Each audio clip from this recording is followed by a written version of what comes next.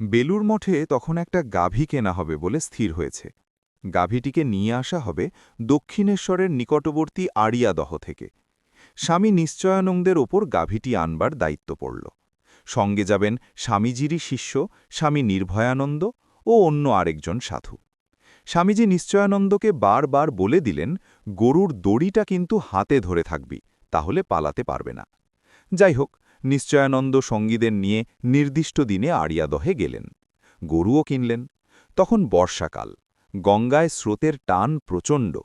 গঙ্গা পার হবার জন্য গাভীটিকে নিয়ে তারা নৌকায় চড়েছেন। এমন সময় ভয় পেয়ে হঠাৎ গাভীটি গঙ্গায় লাফিয়ে পড়ল। এদিকে গরুর দড়ি তো নিশ্চয়ানন্দের হাতে, তিনিও অগত্যা গঙ্গায় ঝাঁপ দিলেন।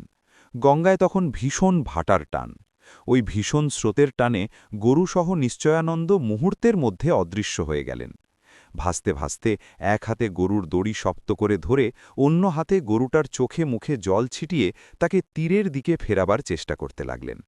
অবশেষে সালকিয়ার কাছে এসে গঙ্গার পশ্চিম তটে উঠতে সক্ষম হলেন। তীরস্থ কাঠ, বাঁশ ও কয়েকজন ব্যক্তির সাহায্যে শেষ পর্যন্ত গরুটাকে তিনি ডাঙায় তুলতে পারলেন।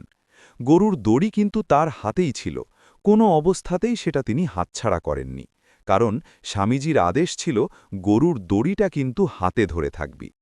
গরু নিয়ে যখন তিনি মঠে পৌঁছলেন তখন মঠের সকলে নিশ্চিন্ত হলেন।